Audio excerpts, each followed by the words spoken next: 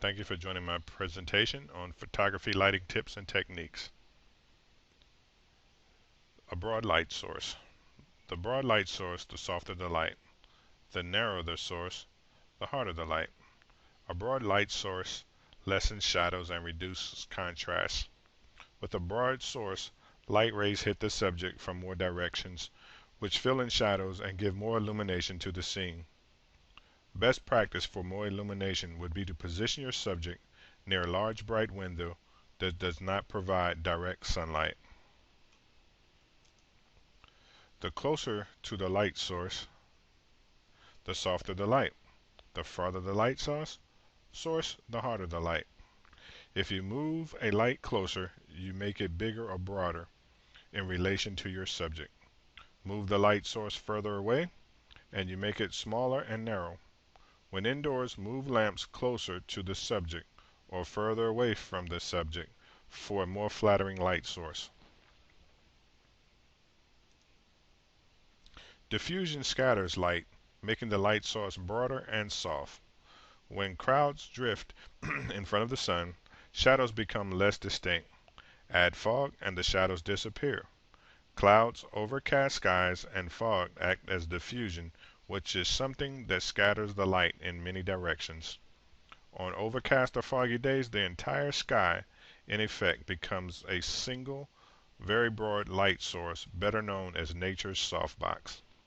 Materials such as translucent plastic or white fabric can be used to diffuse a harsh light source.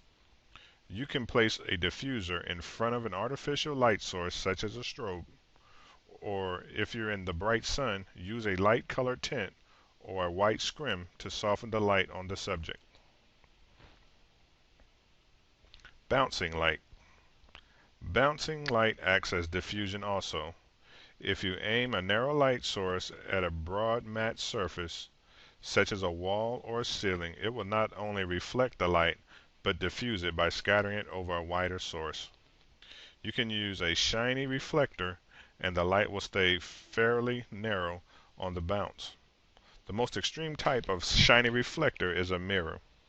You can crumble a piece of aluminum foil, spread it out, and wrap it around a piece of cardboard with the shiny side out. This will make a good reflector for adding sparkly highlights. The further the light source, the more it falls off or gets dimmer on your subject. Light gets dim fast when you move it away. Keep this in mind if you're moving your light source or your subject in order to improve the quality of the light. Also remember that bouncing light, even into a shiny reflector, adds to the distance it travels. A best practice would be to set your camera's flash to the full flash feature for outdoor portraits on harshly lit days. This will lighten shadows on your subject's face and won't affect the background exposure. Lighting off can be used to vary the relationship between light on the subject and your background. If you can place a light close to your subject, the fall off from the subject to the background will be more pronounced. Move the light further from your subject and the background will be relatively brighter. The same is true for side lighting.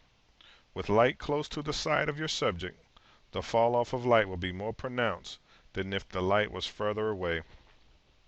If your subject is being front lit by a window light, keep the person close to the window in order to make the room's wall fall off into darkness. If you want some illumination on the wall, move the person back closer towards the wall and away from their window. Front lighting. Front lighting de-emphasizes texture. Lighting from the side, above, or below emphasizes texture. Generally, the greater the angle at which the light is positioned to the subject, the more texture is revealed.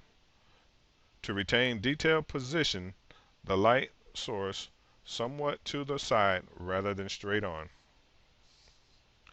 Shadows create volume. This is the sense of seeing an image as an object in space and not projected on a flat surface.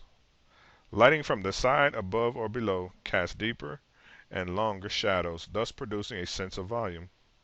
Still life, product, and landscaping photographers use angular lighting for this reason. For a dramatic portrait, you can position a light high above and slightly to the side of your subject.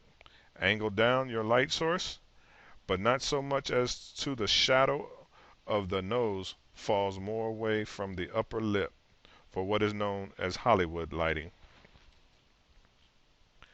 Backlight can be used as highly diffuse lighting. Very few subjects are totally backlit or in pure silhouette, meaning no light at all falling from the front. A person with their back to a bright window will have light reflected from the opposite wall falling on them.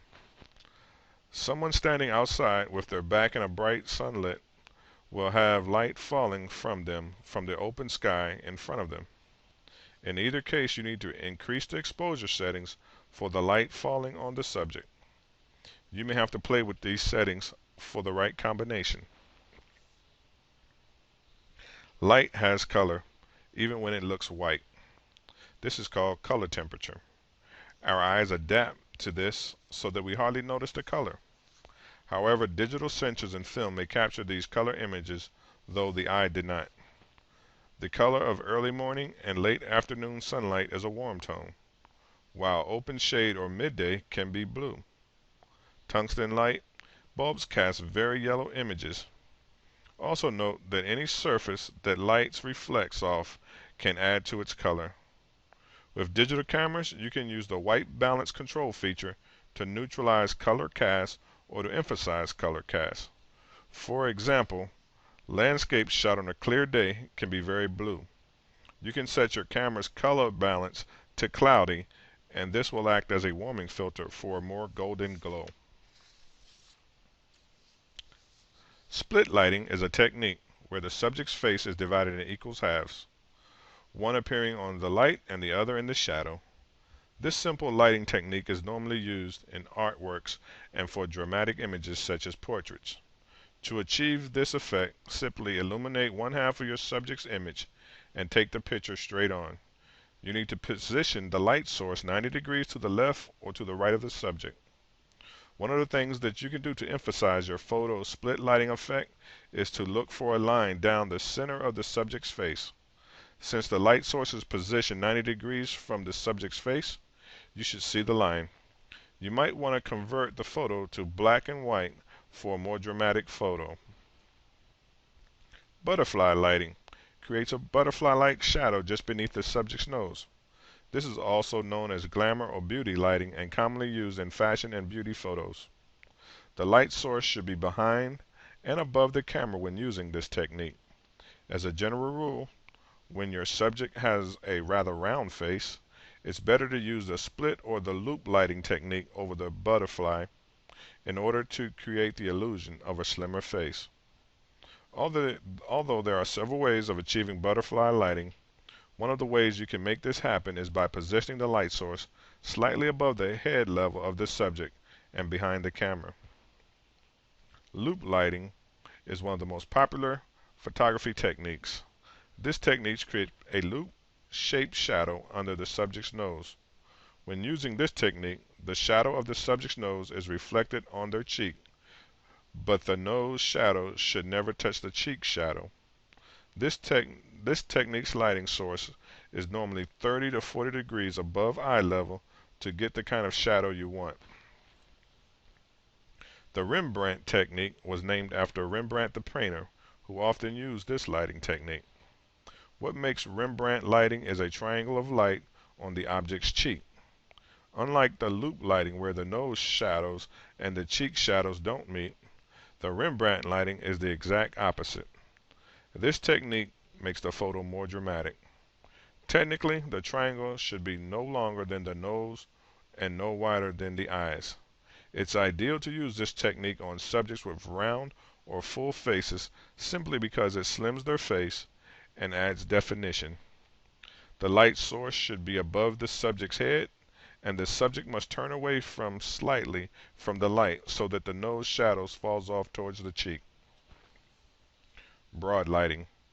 This is the exact opposite of the short lighting technique.